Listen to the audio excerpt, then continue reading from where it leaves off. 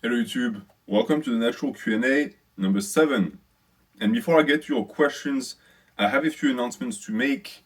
The first one is going to be a teaser because there's something fairly big that is boiling underneath the surface for this channel, and I'm hopefully going to be able to reveal that to you at the start of June if everything falls together perfectly.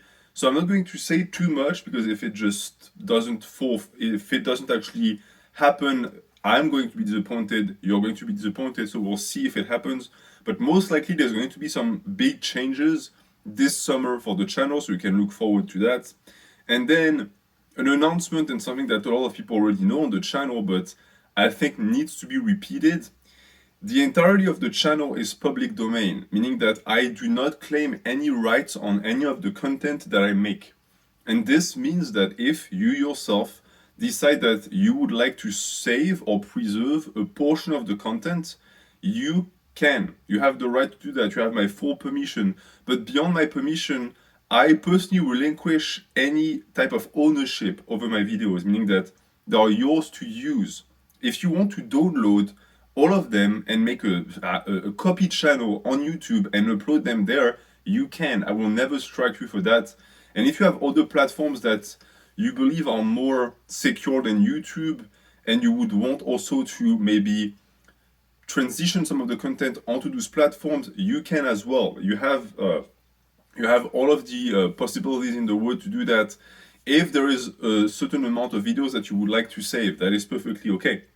So that's that. Because a lot of people ask me, hey, could you maybe go to a different platform, or what if the channel gets deleted? That's a valid question. I do certain things on the channel that make it a target, meaning that you could potentially one day go onto YouTube, look my channel up, and it'll be gone because I would have gotten 3 strikes and the channel is deleted. And I've said it in the past, if that happens, I don't think I will come back. And therefore, if there are pieces of knowledge or just entertaining videos that you like, you can save them and preserve them for yourself. I'm not going to do that, but if you want, you can. It's up to you. Same if you want to make a Spotify playlist with videos, if you want to make podcasts out of the videos, you can. None of what I make is my own. I completely I personally don't believe in intellectual property, at least on YouTube, so you get to do whatever you want. Okay, so let's get onto the topic of today, which is the natural Q&A number 7.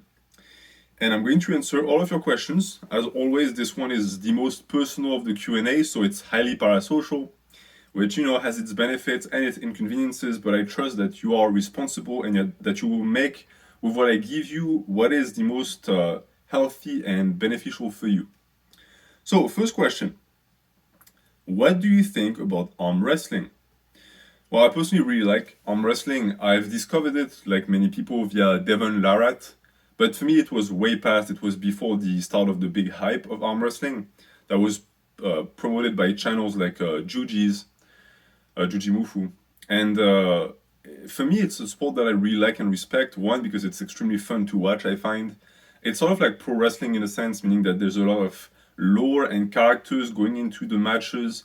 There's truly an history, and there's always a subplot to follow because there's a lot of rivalries of, you know, uh, events that happened in the past that lead up to that big new match, etc. So on that hand, it's really entertaining, and also the performance aspect of the sport is great. It's an expression of strength. In reality, it's a facet of human potential that is just great to witness, in my opinion, because you get to see what it means to truly be a specialist. Because when we're talking about strength and specialized strength, arm wrestling is one of the best examples out there. It's literally training only for one purpose, and it's to pin the opponent's arm. That is commendable because it really goes to show that you can really spend an entire life following something and pursuing something that it represents just a tiny portion of a fringe sport, and that is what is so great about arm wrestling in a sense. And it's great that it's getting very popular nowadays. More people are starting to get into the sport, which means more talents are going to get in, more eyes are going to be on the sport, etc. So it's growing. And on top of that, as a bodybuilder, I learned a lot from arm wrestlers. You can truly learn some good arm isolation techniques from these guys, especially for the forearms. They understand how to train the forearms because for them, it's a matter of life and death. If their wrist snaps, they lose the match. So they have to have a very strong rigidity in the arm, and therefore they have to develop a very strong and big forearm. So you can always pick and choose a few things that they do and put them into your training just the way I do it. All right, so I clicked on something that first time I ever saw that in my life. Okay, never mind. All right, and I'm actually going to try and say the name of the people. So that question was from Bet Reality. Next question from Dalios. Can you expand more on the moving out of France and going to North America? How old were you? I moved when I was, I think, 20, going on 21, and it was at the end of my very first degree. Parents' reaction, friend group. Well, it's funny because I left at the same time my best friend left, and he left also for America. So we sort of went on our adventure together, but separate because I was in a completely different state, and we just did our own thing, separated, but just it was interesting to go and conquer North America with a fellow Frenchman. And as for the parents, I mean, on one hand, my parents weren't really super happy of seeing me leave because I could have stayed in France if I wanted. But I think that they were proud and happy to see me just spread my wings, which is what parents need to do. Even though I was raised by, at least in my language, what we call une mère juive, which translates to a Jewish mother, which doesn't mean that she's Jewish, it just means that she's extremely protective. In reality, you could say an Asian mother or Latino mother or whatever, because a lot of cultures have that type of mother figure, while the mom is really protective of the kid, especially if it's a male, and they try to keep it in the nest as long as possible, eventually even up until the person gets married. And of course, that's not realistic at all. You need to make your own experiences in life. But I know it was tough for my parents to see me leave, but they let me do my thing, and I'm grateful for that because it really helped me grow. Nothing made me grow more than being plugged in the middle of a country which language I barely spoke, or at least not at the level I am at today, completely surrounded by strangers with no help, no safety net, and just all of the responsibilities in the wood because I went from being cocooned by parents who took care of me, fed me, paid for everything, to going to a country where I had to fend for myself. And that forced me to grow up super quickly. Is it just because you didn't like where the country was headed or because of job career opportunities? Well, it was both. It's a very long story, and maybe one day I'll tell the entirety of it, but I personally did not like the way I was being treated by the administrative powers of the country I was living in. And at the time, it wasn't even politics. I saw the way the country was headed, and I didn't like it at all. But it's not what motivated me to leave. What motivated me was that I was literally being mistreated by academia because I was one of the top students of my classes always. I ranked top one every single time in my class. And yet, I saw opportunities being awarded to people who were much worse than me. And the excuse was always that they had a tougher life or their social environment was worse and therefore they deserved it more.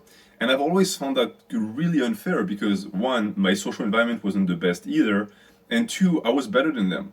So why were they awarded something even though I was the one who had the most merit?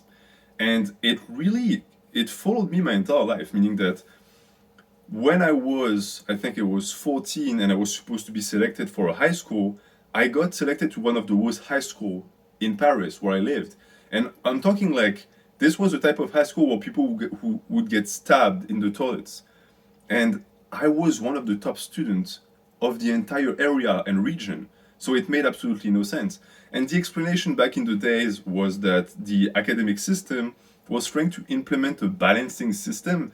So their goal, their great idea was to send extremely intelligent and talented students to very bad classes and schools because they thought that it would bring the level up. I mean, the only thing that would have happened to me was I would have gotten stabbed because I just couldn't survive in that environment at the time. And the worst thing is that on the flip side, they also took the worst students and they put them in the best schools. Again, thinking that, oh, the emulation is going to make it so that they get better. But it truly does show that the people in power had no idea of how the dynamics of a classroom work. Because if you know anything about kids, you know that the ones that have bad grades tend to create a culture in the classroom of bad grades, meaning that they encourage other kids to not be studious and to just replicate their own behavior by pressuring them and telling them that, oh, you're an ass kisser, etc. So in reality, when you put a kid who has bad grades and a bad temperament in a good class, you're lowering the level of the class. And when you put a kid who has extremely good grades in a bad class, you are also hurting that kid because he's never going to be able to express himself. And therefore, that was the first time where I realized, wow, all of my hard work was for nothing because I'm actually being punished for my hard work. Thankfully, my parents didn't stand for that, and I was lucky to escape that terrible school. But again and again, throughout my scholarity, I was a top performer, I was doing an amazing job, and I was always sent to shitty schools. And at some point, I said, you know what? Screw it. I'm going to go to a country where talent and hard work is still rewarded. And the difference between France and America, in terms of the environment at schools and the way kids were treated, was night and day. Meaning that in France, again, I was a top performer, I wasn't from a rich family at all, but I barely got any scholarships at all. And the few I had to ask for them and fight for them. And I was always told, oh, no, you make too much, or oh, you're from that socioeconomic background or that ethnic background, so you don't get this.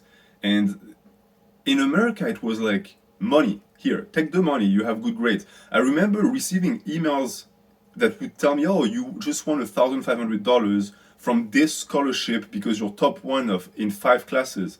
And that blew my mind because I had to literally run through the jungle for 5 hours in France to be able to get to that same level. And in America, they would just give it to you because they thought to themselves, okay, that's a really good student. We want him to stay in the system. Let us give him scholarship so that he stays at school. And that worked perfectly. And so that's the reason why I left. I mean, when you get offered a 75K full-ride scholarship in a different country where you know on top of that that the degree you're going to get is 100 times more valuable than what you could have gotten in your home country, who stays? Like, I wasn't going to sacrifice myself. I just said, you know what, I'm going with the best school. And so I just left. And I never came back because it's the same in the job environment, the job market. As you ask here, is it also because of job career opportunities? Yes, because the job I'm doing right now, one, doesn't really exist in France. Two, I would be paid like what, 1,200 euros a month. I'm worth more than that.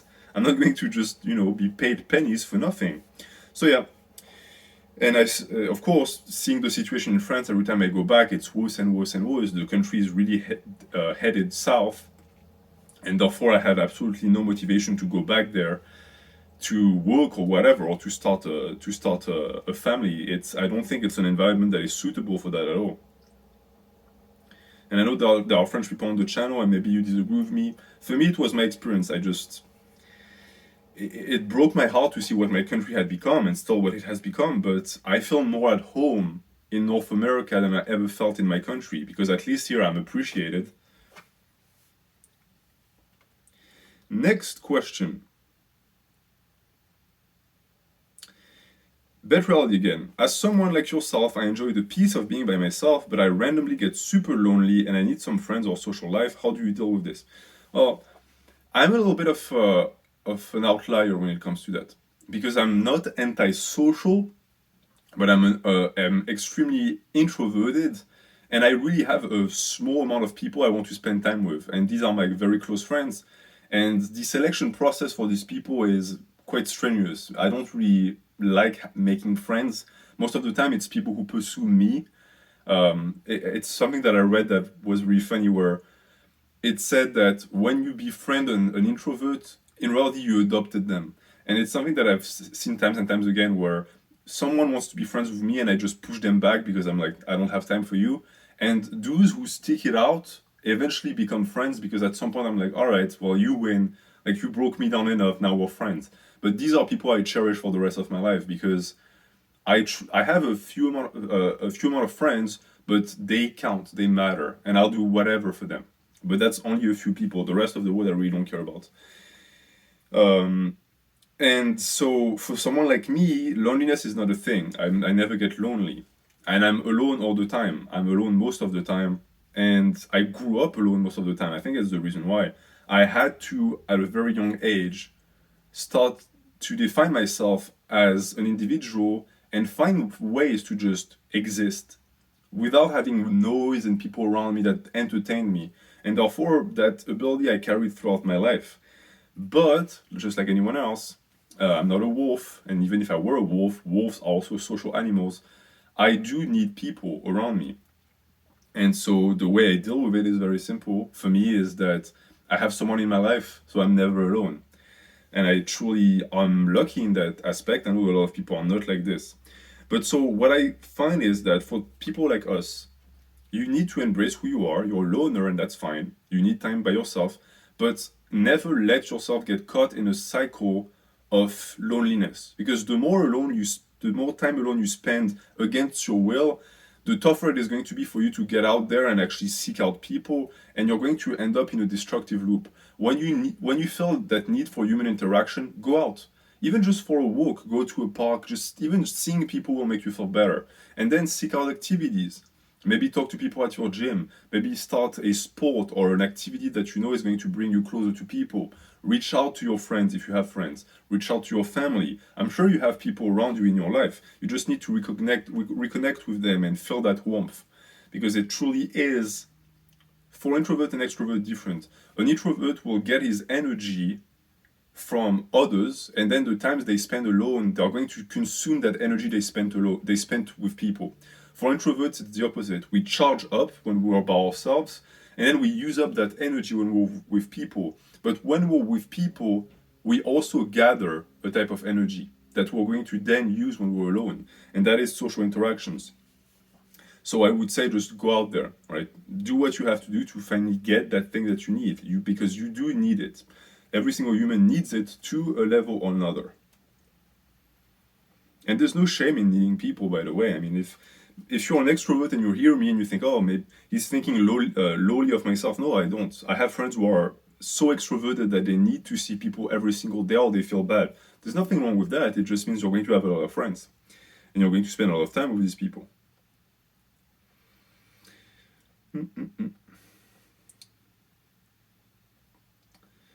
All right. YouTube doesn't want to load the other questions. Okay. Well, there's a slight technical problem here. So let's see if I can remember some questions from memory. I do think that someone asked a question that I think is interesting, so I'm going to get into it before I even read, because of course my laptop is ancient. So someone asked me where I stand on the political spectrum, and I think that's an interesting question, and people are always interested to know what the fitness YouTubers that they watch, or the YouTubers in general, where they stand on the political spectrum. Well, for me, that's a difficult question to answer, because technically, if you were to listen to the majority, or if you were to listen to what the political spectrum dictates, I would consider myself to be right-wing. But I don't really like that at all, because there are a lot of people that are right-wing that I detest, because they have opinions or beliefs that I personally cannot stand. And on top of that, I don't like being put in a category. I think that's extremely dangerous. And I think that that's the game that politicians have been playing for the past, 1,000 years. Because they are constantly trying to present to you the political spectrum as a bipolar entity. And it's not the case at all. Meaning that I see people nowadays who say that they are part of that group or this group, but in reality what it means is that they have now entered a cycle where they have to buy into the entire ideology of that group. And that is not possible, that is not realistic.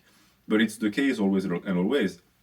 If someone tells you that they are leftist, the second they say that, you already know what they believe. You know their stance on immigration, on just religious issues, political issues, their stance on the economy of the country, etc. And that's not normal, because it goes to show that they bought into an agenda, they bought into a program, they have accepted the idea that it's not them who dictate what they'll believe, it's the political group that they are assigned to. And I refuse to function like that. And therefore, in reality, I have right-wing ideals, I have communistic ideals, I have some progressive ideals, I have some extremely traditionalist ideals, I'm conservative on certain things, etc. And I think that's most people, by the way. Most people are like this, we're complex. And the issue with the political discourse nowadays is that it simplifies individuals. It tries to present you as just a monolith, a part of a monolith. Like, oh, you believe exactly what your group believes. And a lot of people fall into that. But that tends to be people who don't really know, care, or understand politics because it's more complex than that. And on top of that, there's always a certain type of archetype of person that is going to be left wing or right wing. And from what I see from the right wing, as I said, there's a lot of unsavory behaviors that I just don't like because they continuously divide people and they hide the important things. Because to me, when I say I'm right wing, I'm saying that I believe in being self-sufficient. I believe in self-responsibility. I believe in freedom, absolute freedom for anyone to do what they want, as long as it's not hurting the community, etc., etc. And just from what I've said, I've already contradicted a lot of right-wing ideals. I'm also, to an extent, anti-organized religion, not anti-religion. I do like religion, but the groups that format religion and make money out of it, I detest. All of that needs to go, in my opinion. I'm pro small government because, in my opinion, the bigger the government gets, the tougher it is to get rid of it, the more it becomes greedy, the more it transforms itself into a tentacular entity that whose only goal is really to just abuse people and just take advantage of people, etc., etc. So it's a question that can be detailed, and some people like to detail. But the reason why I don't is because I've always found and I always believed that there is such a thing on YouTube as the political curse. And what I mean by that is once you start talking about politics on your channel and you actually start talking about certain topics and you are, clear cut, clear cut, your channel becomes about politics. Meaning that you cannot just speak about that on the side. If you look at my channel, I speak about anime, but it's not an anime channel. I just get to do that on the side. Why? Because it's not a polarizing issue. But politics is so polarizing nowadays, and people are so incapable of having reasonable discourses that the second you produce an opinion on politics, you're going to attract A, people who are going to think like you, and B, people who are going to think differently than you, and it's just going to create a battlefield of sorts. And once you put your finger in that mechanism, you cannot take it out. And I've seen that in the past. Channels that were good channels, some were about fitness, they start talking about politics, and now the entire channel is about politics. For me, if I'm going to discuss politics, which are important issues because they impact all of us, I'm going to try and relate it to fitness. Because in that aspect, it remains within the topic. And it's going to also allow me to not rant too much because I'm extremely opinionated on many issues. And if you just let the camera roll, I can speak for 5 hours about politics. And I'm most likely going to say things that are going to upset you and things that are not going to bring us any closer. It's just going to separate us. And there's no point because we have more in common than the opposite. And therefore, it's not something that I'm too interested in. And on top of that, you also have a certain type of people who are interested in political discourse. But in reality, what they like is they like the chaos that it brings and they like the opposition that it creates because it gives them a chance to have fights on the internet.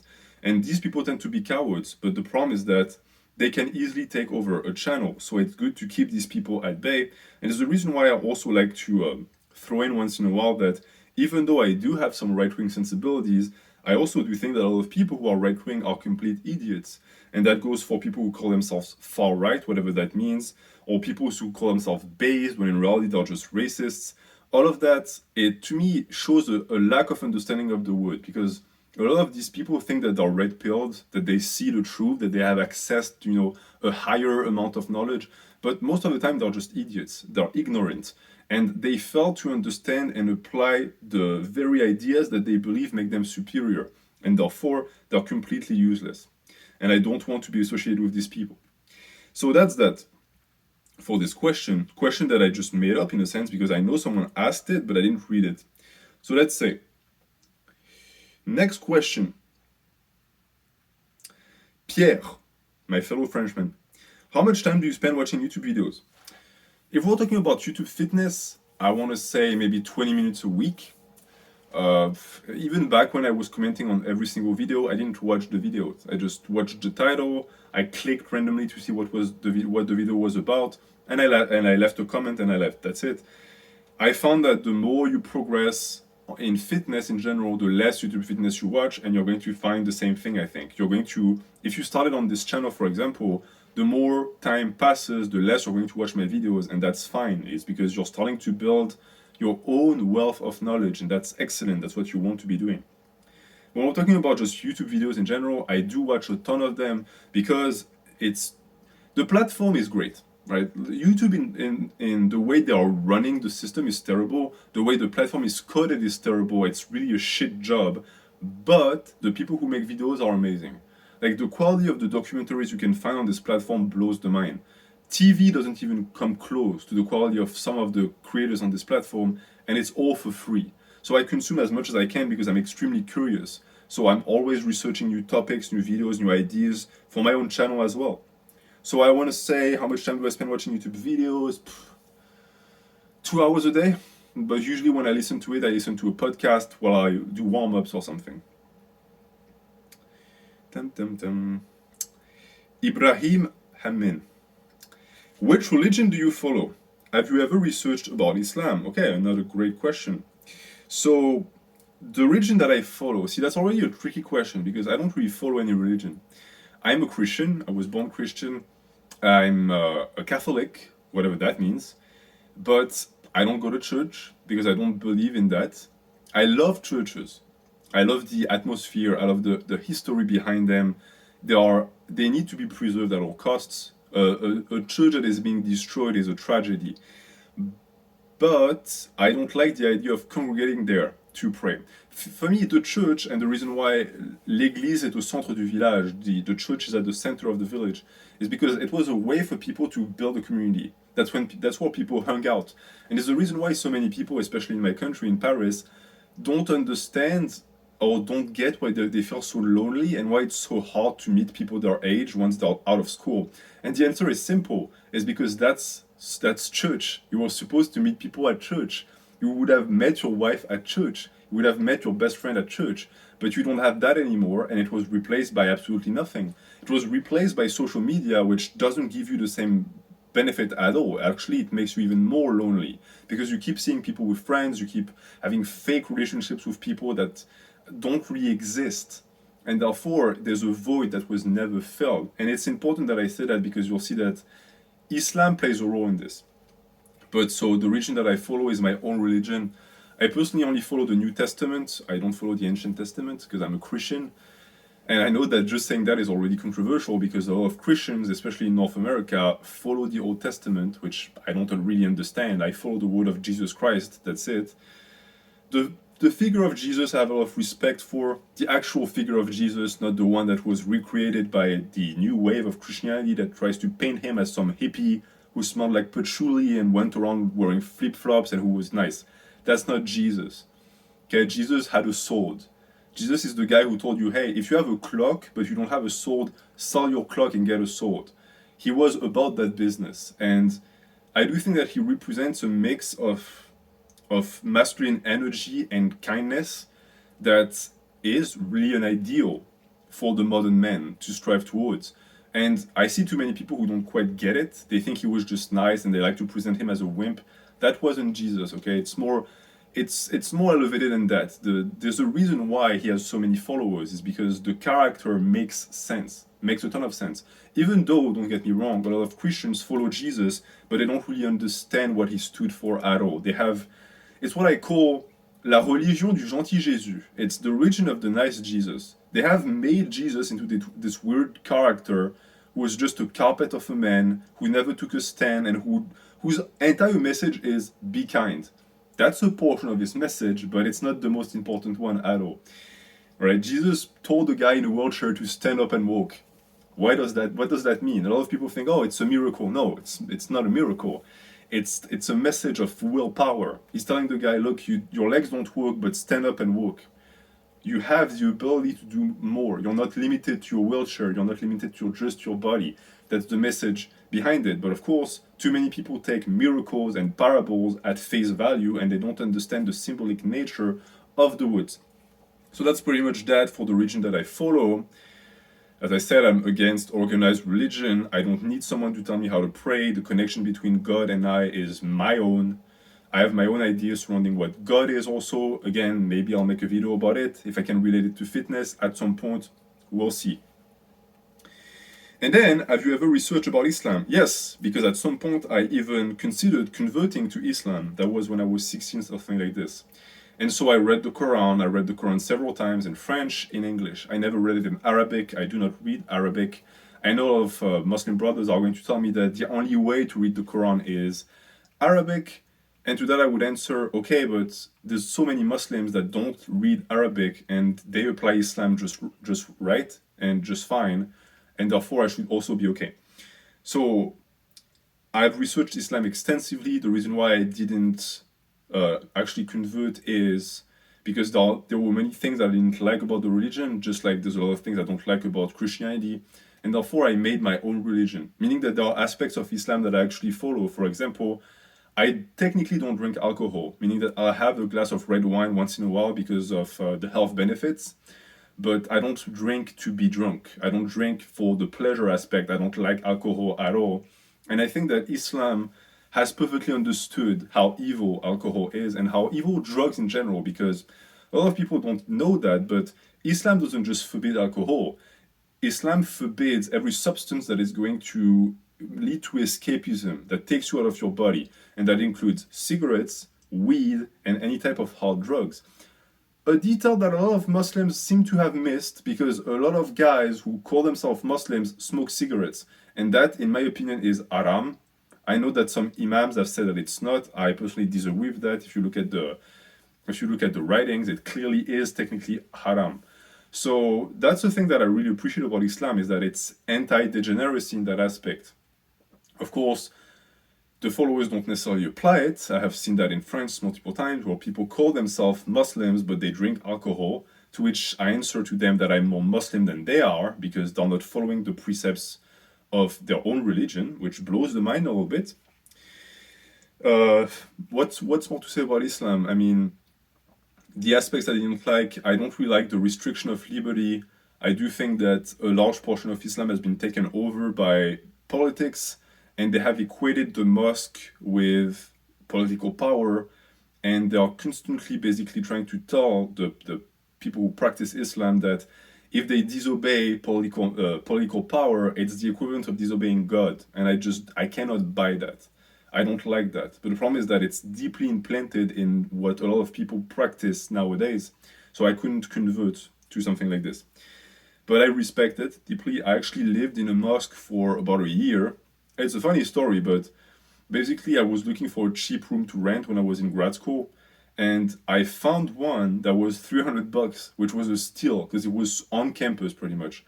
And so I showed up, guy shows me the room, blah blah blah, and I get the room, and I didn't realize what I was getting into, quote unquote, because I knew that it was next to a mosque, but I didn't know that where I was living was also the mosque. It was part of the mosque.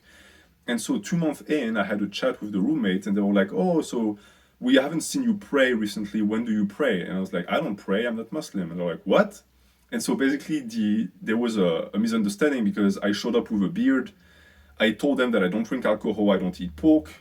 And so they were like, okay, well, he's Muslim by default. Like, they assumed I was Muslim. And a lot of people actually do think that I'm from North Africa for some reason. So, of course, there was no problem. They told me, oh, you're fine, as long as you don't bring alcohol in the house, which I didn't. For the pork thing, it's simply because I don't like it as a meat. I eat it once in a while, but I don't like it. So I didn't eat pork in the house. But I've always had a fondness for Muslim men, especially in North America, actually, because in France, it wasn't the same type of Islam. And a lot of the Muslim men I met in France, I didn't like at all because they were hypocrites. They constantly preached and told other people to follow the teachings of the Prophet, etc., but they never applied it themselves. On the weekends, they would go out and drink and get drunk, they would smoke cigarette and weed, and they would never pray. And even when they would do Ramadan, they would cheat all the time, etc. So to me, these were not real practitioners of Islam. These were Mecrans, in a sense. And the problem I had with them is that they felt superior to others, and they would insult French people for not following Islam when they themselves don't follow Islam. So these could have disgusted me from the religion. But one, I didn't let myself be blinded by hate just because there were a few idiots. And two, I was reconciled with Islam when I went to North America because I met real Muslims, like men who lived by their conviction, who had very strong convictions, not just for the world around them, but for themselves. They treat themselves roughly and they had the same type of relationship with the wood. And that was refreshing. And these guys, I also find, were also some of the kindest, most generous people. Like, if you were friends with them, you told them, "Hey, brother, I need $1,000. Don't ask why." The guy would give you $1,000. He would never ask you, "When do you pay me back?" He would just say, "Okay, here, take this." Like, that's that level of generosity. And I have found also that the masculine energy is stronger and more pure, meaning that they have managed to conserve what it means to be a man, or at least what it means to traditionally be a man, in my opinion, which is a good thing, because they're not just. It doesn't mean that they're just badasses. They're actually, as I said, the kindest people. Like, something that always cracked me up is these guys at my gym, because most of them I met at my gym, because guys from, it was like the Middle East, they are really focused on fitness. They would call each other Habibi, which pretty much is like a sweet nickname, but it's almost not necessarily feminine, but it's not the type of thing that Western men would call each other. It's like calling someone else sweetie in a sense, because it's a lot of Western men would say, "Oh, no homo," like it makes you less of a man to show affection towards your brother. But mostly men didn't care. Like it was just no. It's like it's a bromance in a sense, and that was great. That is something that is just natural. It's normal to have very strong bonds with other men. It's how you grow as a man as well. And so, to me, these guys represented what the real Islam was. And so, I also saw a different side of the religion. And I think it's the same for any religion. You can meet bad practitioners that are going to disgust you, and you're going to meet people who are going to reconcile you with the practice. And I think a lot of people with Islam in general, they have met the bad seeds. And the problem is that no one calls out the bad seed, you're not allowed to. But when you meet them, you have a bad opinion of the religion. There's no way around it. And yet, it doesn't speak the truth about what some of the people who practice it actually are, because there are kind people in the religion as well. So that's my opinion about Islam in general. I will never convert, just because I will never convert to any religion in my opinion. I'm just living my relationship with God the way I intend to. But that's pretty much that. Let's see, next question.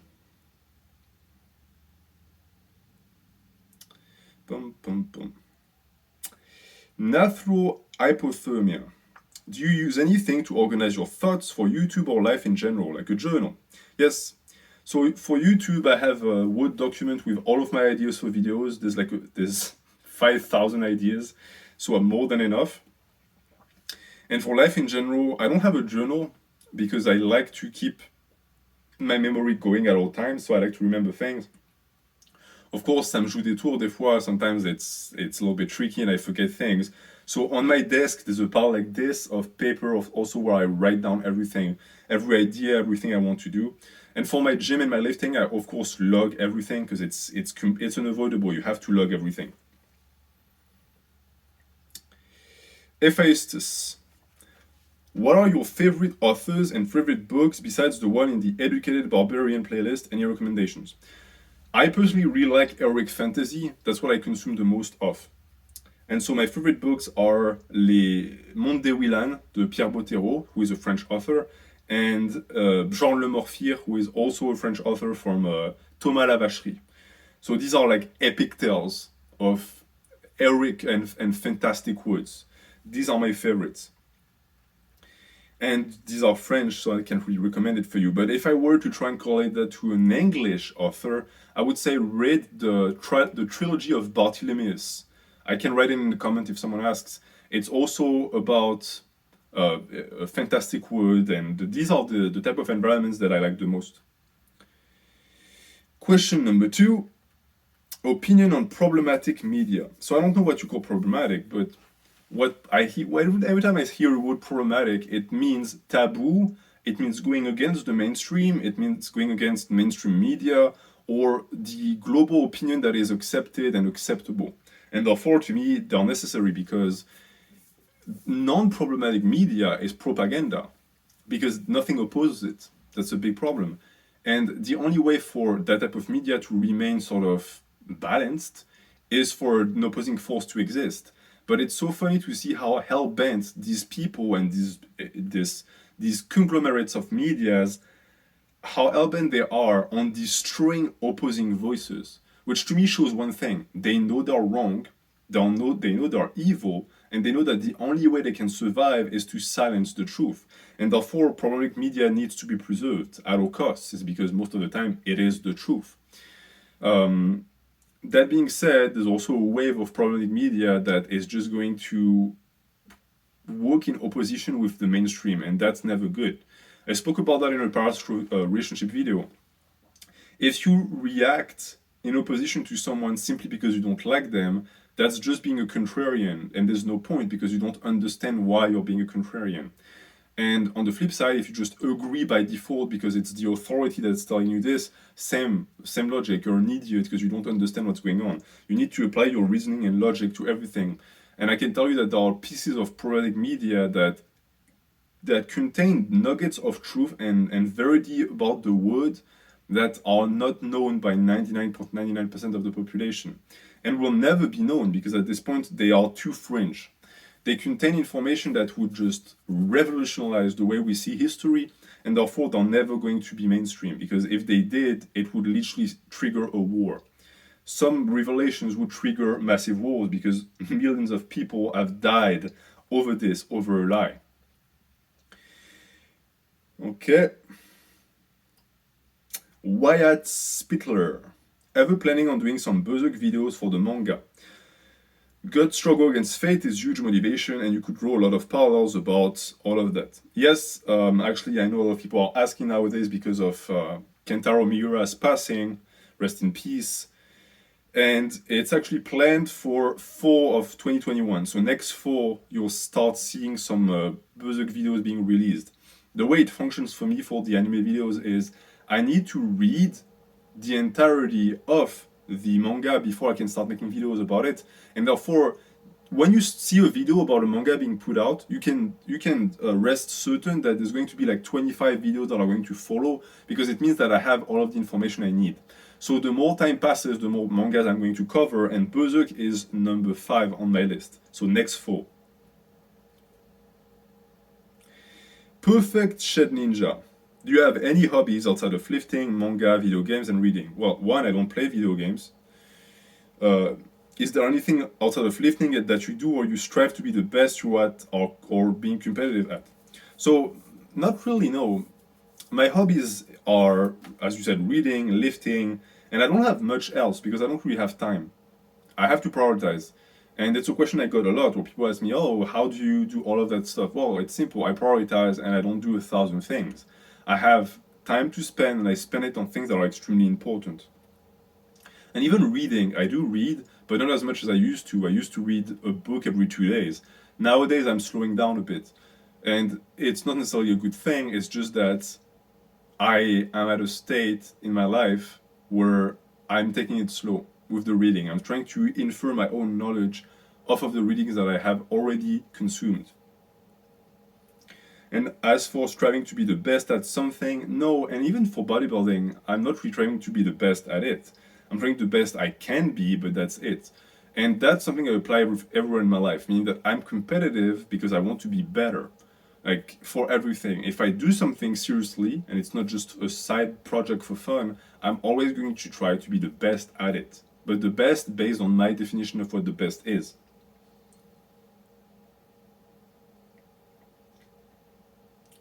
Matt, do you think it's beneficial to listen to music all the time when we work out? No, because you're exhausting a very powerful you're exhausting a very powerful mechanism of adrenaline production. Meaning that when a song that you like, that motivates you, comes on, you get that surge of energy. But if you're constantly giving yourself that surge of energy, eventually it disappears. So my advice is, for your warm-up sets, listen to a podcast. Learn a new language. Learn something new about the world. You don't need to listen to music. Just listen to something, someone talking. You're going to retain a lot of information that way. And then when the heavy sets and the working sets start, that's when you kick the good music, the good hard music. Real natural bodybuilding.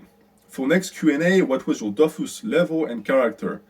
So I had a Xelor that was level 176. I was shy of 180, if I remember correctly, because there was a spell at 180 that was important, I remember. I had a Yop that was 190. I had an Osamoda that was 130 something ish, and I had a Panda that was 80 something. So I had 4 accounts.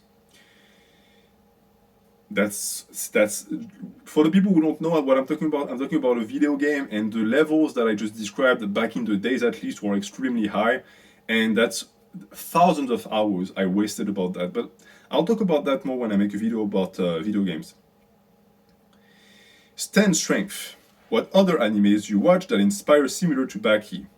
Oh well, I mean, there's a ton. There's a reason why I'm going to cover a ton of animes, because there's a ton of them that give me similar vibes. Baki is of course top tier, but Kengan Ashura, Record of Ragnarok, Berserk, Hajime no Ippo, One Piece to an extent, Kengan Omega, even though I haven't read it yet, iShell 21, Inomatsu Sumo,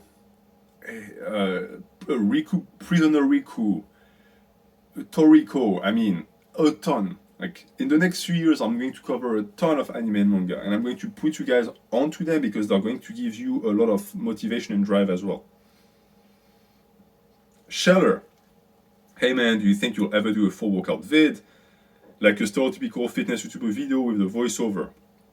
Yes, and actually it's linked to the announcement of the start of the video. It should materialize, meaning that in the next month, you should start seeing those videos pop up. I kept them secret for a reason, is because I wanted to make them special, and I think I managed to do that. So yes, they will come, and you will see why they will come. It's focused and centered around a theme that is going to be extremely important for the channel. Radi Hostlov. Have you ever dealt with gyno and acne as a natural? Nope. I was lucky that I never had to deal with that. I had some mild acne when I was a teen, but it went away. And you ask, I am dealing with all of that. Could it be because I'm not over puberty, your lack of sleep, diet, etc.? And you're asking, should I look for medicine? Well, there are a lot of things. First off, I don't know if you wash your face with those products that are supposed to clean your face, but try not to. Because I found that when I was washing my face religiously, I would get acne, and when I stopped, it went away because my skin would just regulate itself. After that, of course, you need to drink a lot of water, stop drinking sodas, stop eating so much refined sugar, stop drinking milk if you can, cut off dairies, sleep as much as you can sleep. All of that are super important. Don't eat fast food, of course. All of that is really killing your skin, because it's just toxins upon toxins that enter your body, and your skin has to get rid of them eventually. So yeah, don't do that. And you have gyno. I don't know what you call gyno, because there's gyno where the gland is swollen, in which case it requires surgery, and some people get it through puberty. And there's gyno where you're just fat and you have tits. And in this case, the only thing that's going to make it go away is train your chest and lose weight. And you're asking about my skin. A lot of people ask me about my skin. I don't have a skincare routine. I never wash my face. I just let it be, and it just treats me right. Because I eat good food, whole foods that I cook myself, lots of vegetables, I drink water. I live in a non-polluted area that also plays a huge role. If your skin is always greasy and your hair is always greasy, it might be pollution also. And outside of that, the fact that my skin is like this is also because I'm extremely oily as a person. And therefore it's always well hydrated. Some people get pimples because of that, but I don't. But I don't do anything special for my skin. Eugenio, for how long are you planning to keep recomping? What are your intentions after that? Well, as I said in the recomping guide, recomping is a long journey. For me, I will keep recomping until I stop progressing, but I don't see that happening anytime soon. I still have a lot of fat on my frame, and therefore I have the fuel that is needed to actually go forward and build more muscle. And after the recomp, that, keep in mind, could take 4 or 5 years, I might, I don't know, cut, bulk, I don't know. I'm not there yet.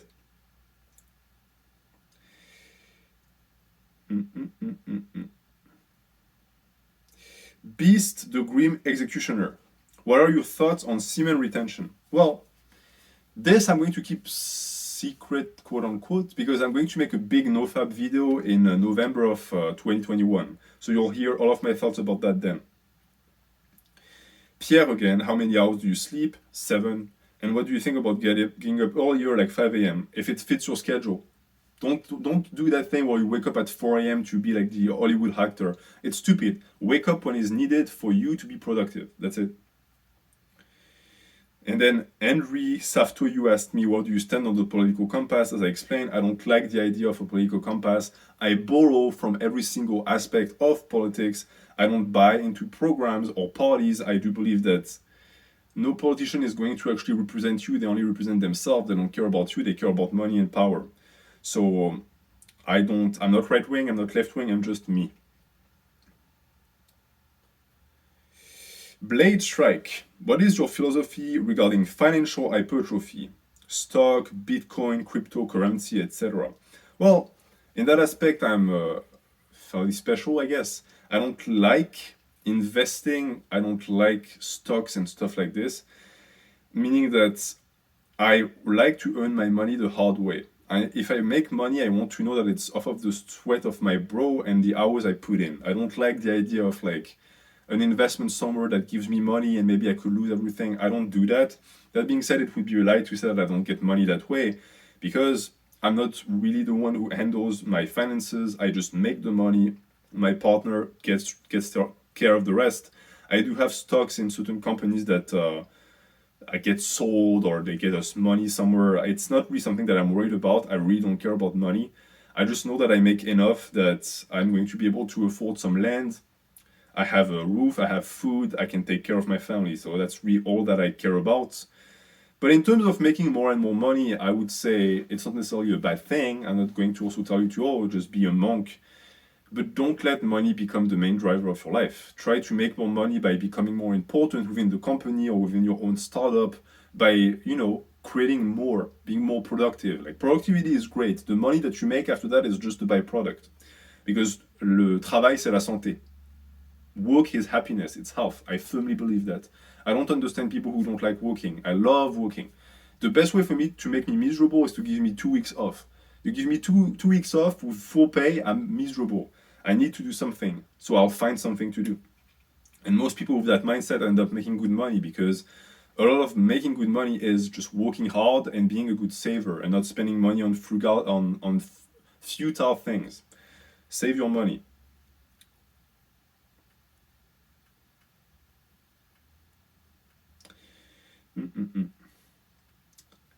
How do you program for yourself if you're the type of person who always second guesses himself? Well, in that case, you have a bigger fish to fry than just programming, because it's going to impact your life. You need to be confident in your decisions. And if you fuck up, also be confident. Tell yourself, okay, it was my decision. It's my fuck up, I own it, and you'll learn for next time. The best way to never learn is to never take a decision. So be firm, be decisive. Even if it's not a good idea, start with small risks. That way, if you fuck up, it's a small risk that you're going to have to fix. But you have to take that first step. If you never do that, you're going to remain stagnant for the rest of your life. Edubakianma. LONH, I was wondering if you read manga or if you collect physical copies. I do both. I have close to, I think, 1,000 physical copies of mangas that I bought throughout 15 years. I read them online a ton if they're not accessible where I live, but I always make sure to support the author and the artist if the manga is quality. I have read certain mangas via scans that turned out to be shit, and therefore I'm not going to put any money in because the author did a bad job. I know it's not very popular to say that, but if I'm going to buy 55 of your books, it better be good. I don't want to buy 35 and realize, wow, the story is actually bad. So yeah, I always give myself the chance to discover it first. Jacob Jacobson, you said you don't like Armin from Attack on Titan because he's a wimp. Can you explain further on why he's a wimp and why that makes you dislike him? Okay, spoiler. I'm going to spoil Attack on Titan. I'm going to spoil up until the end. So if you haven't watched the latest season, if you haven't read the last scan, don't read it. And don't listen to what I'm going to say. So I don't like Armin for one reason. I said that he's a wimp. And the reason why I say he's a wimp is because I do think that he's a hypocrite, because what he wanted, the vision of the world he wanted, was aligned with Aaron's. But when it was time to actually put in the effort and the work and start actually killing people to get that vision to actually actualize itself, he wasn't there anymore. He was nowhere to be found, and that's something I dislike about him. And it's a lot of Attack on Titan characters as well, where they want things, but they're refusing to do the work for them. But they're deep down, you can sense that they're happy to just let Eren sacrifice himself to do it. And at the end, of course, there was the reversal of them banding together to stop Eren from committing it. But even that is hypocritical, because he had already killed 80% of the global population at that time. So the work was already done. They did that to feel better about themselves, but they didn't really stop anything. They saved a few humans, but most humans were killed. So the issue was already solved. And across the board, keep in mind, I didn't like Eren at first either. I started liking him when he started actually putting in the work and doing things. And that's, it's with Armin, it's that. It's the fact that he's not aligned with his values. For example, when he used this Titan to kill the Marlians, when he dropped like a bomb on their floats, he killed children. And it pissed me off to see him look at the kids and be like, oh, poor kids. It's like, you killed them. You decided to do that. So either you own up to it or you just don't do it. But you can't be in between. You can't say, I did it, but I regret. Well, then you're worse than someone who doesn't regret it. Because the person who doesn't regret it at least is living aligned and in line with their own values, and he isn't. And to me, it's on purpose. I mean, the character was created to show that duality of someone who is doing things that he doesn't want to do. But to me, it's an example of something you don't want. You don't want to be that guy.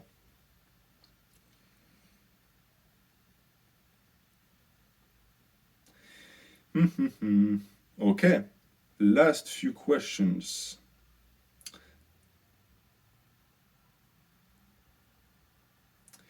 Let me see, maybe.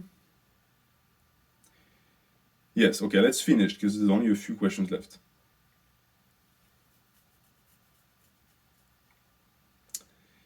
All right.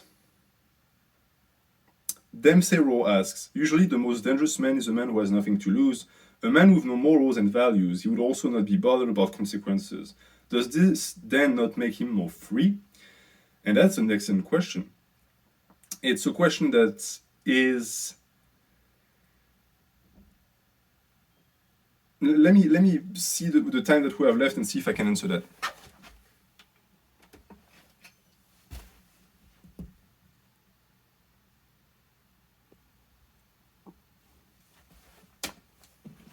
Okay. We should have time to answer that. So, if we're talking about freedom, what is freedom? Is freedom the ability to whatever you want? To an extent, yes. But it's also more than that, because when you apply your freedom, what are you trying to get out of it? Is it only your own benefit? That's an aspect of freedom. But for me, it's not the most important one. You are free to develop yourself and exist to an extent so that you can be useful to the world, to your immediate community, to your family, etc. So therefore, if the only utilization of freedom that you make is to gather wealth and amass things as much as you can, then you are, in my opinion, missing the point. Because you're not really free anymore. You are still a slave to something, and it can be greed, it can be cupidity, and all of these things at the end of the day shackle you. But to an extent, these people, yes, are the most dangerous. People who don't care about social cohesion, who don't care about preserving the trust, and who will just take when they never really think about giving, do make dangerous individuals. But the good thing is that society as a whole tends to detest these people, and it is extremely common for groups to band together to try to ban these people. Keep in mind also that what you just described is not a man who has nothing to lose, because these people have something to lose. If you remove their ability to be malevolent and to just continuously absorb energy for their own sake, then they have lost the one thing that made them live. To me, a man who has nothing to lose is the opposite. It's a man who used his freedom for the good of the group and who lost that group. Meaning that if that person lost their freedom, they would still have something to lose. It's the group. So they would fight the hardest to recover their freedom to protect the group. But if you take away the group, now they have their freedom but nothing to apply towards, and their freedom cannot help them reclaim the group because maybe the group is just dead. That is a man who has nothing to lose. Because now he doesn't have his freedom anymore, it's useless, and he doesn't have the group. These people are ticking time bombs.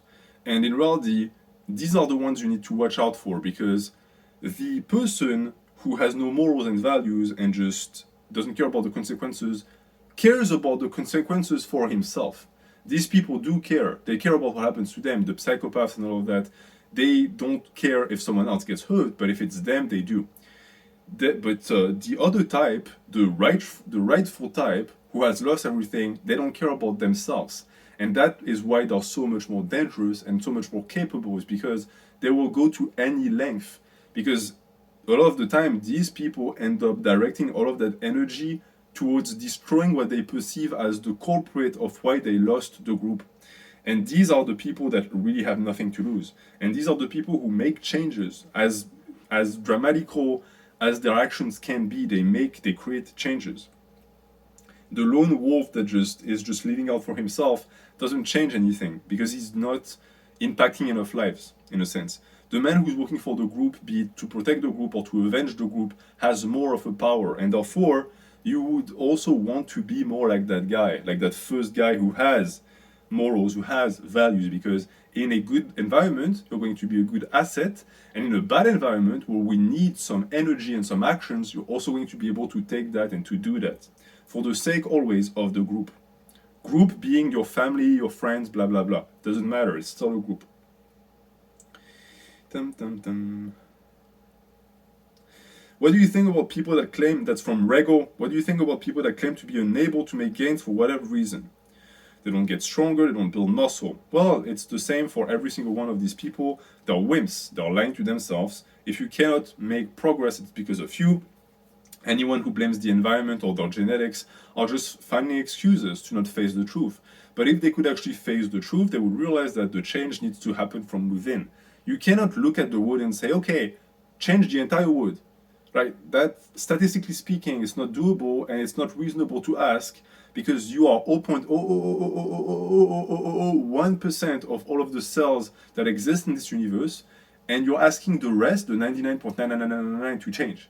No, you change yourself. Stop asking the world to change. You do it.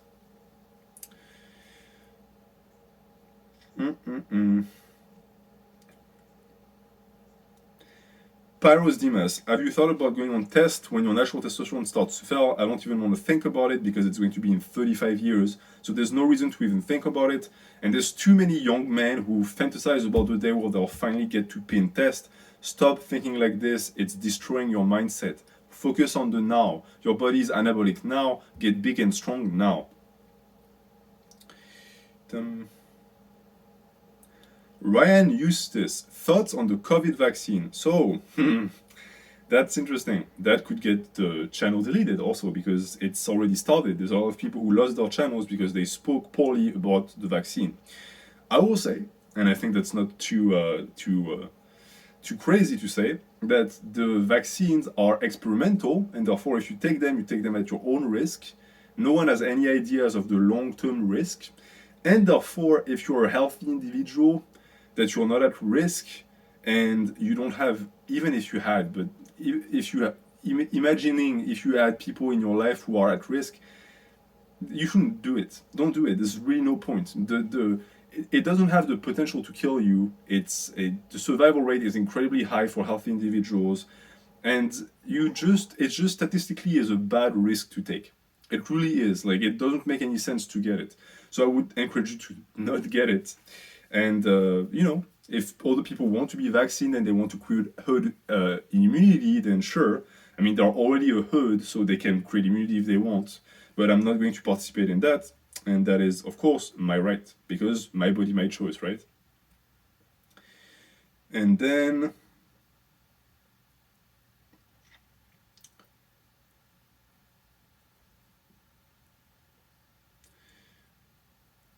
Chris Lives. Should you encourage your girlfriend to go to the gym and work out, even if they never really stick to it? Or should you save your energy and just accept that they don't like it? I would encourage you to just leave them alone. There is no point in dragging people to the gym. The energy and the drive needs to come from within. You have absolutely no incentive. The only thing you're going to do is you're going to disgust them from the gym. You're going to create some bad energy between you and them. So just let them be. And if one day they want to make a change, they make a change. If they end up deteriorating to a point where you don't like them anymore, you'll just go. It's their choice to not train. Training is a choice. It's a great choice. It's the best choice you can make in your life. But if people don't see that, then so be it. Too bad for them. Eugenio, what's your favorite music genre? Favorite songs? Favorite artists? I don't have a favorite music genre. I like hard rock, but I like everything. Favorite songs? I have so many favorite songs. My favorite one is 88 by Sum 41. And my favorite artists, I have a fondness for pop rock bands like Sum 41, Blink, all of that, like the new metal, all of that stuff I love from the early 2000s because that's what I grew up with. Ivelo Stoyanov. How much money have you saved before moving to North America? I had 3,000 euros. Did you go there to study and then found a job and settled, or you went there after graduating? I got my first degree. I went there for a master's, and then through the master's, I got a continuation of my visa, etc. I found a job and I just stayed there. Why do you live in undisclosed cold location in North America? Is it for work? Yes. Do you work from an office or work from home? I'll keep that secret. If you could work remotely, would you consider moving to a warmer climate? I like the cold. I really like the cold. It's tough to train when it's 20 degrees in the garage, but my body likes dry and cold environment, and that's where I live right now. Also, I don't like roaches, and I know that the south has a lot of roaches. I hate those things. So for now, I'm happy where I am. Also, it's very cheap.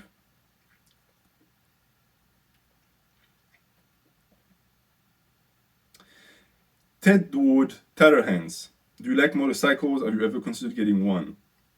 No, I have a car and I have a bike. I bike when I want to feel like the wind in my hair, but I don't like the idea of a motorcycle, and I don't like cars in general. I just want something that gets me from point A to point B fast. I don't have, and I don't understand the adoration that people have for cars. For me, it's just a tool. I don't care if it looks good. I don't care if it makes a certain sound. I just want it to be resilient. If I crash into a tree, I want to survive, and that's it.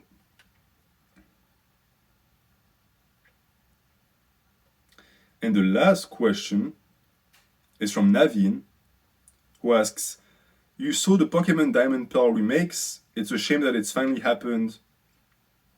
So it's not really a question, you just asked if I saw it. Yes, I did, but I don't play video games anymore. I'll make a video about why, and I'll also try to discourage you from playing too much video games.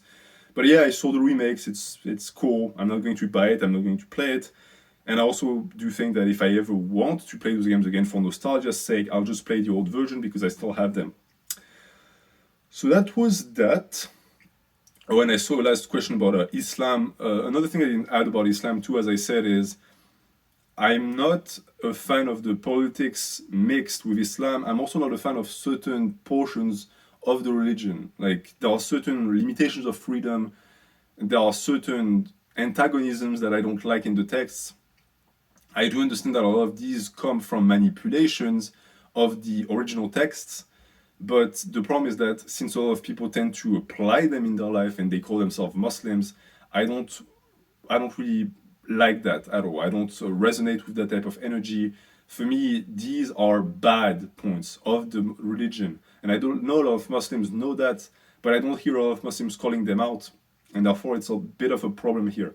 But the thing with Islam is funny. I like Muslims, but it's funny to see how disconnected all of them are from their own religion, be it in good or bad, meaning that they either don't apply it fully in both senses. Either they don't do certain things that they like doing because it's pleasurable, but Islam tells them no, and they're idiots because Islam understands that these things are nocive for humans, or there are some really questionable things in the text that they're supposed to do, and they don't do because their code of morals goes against it.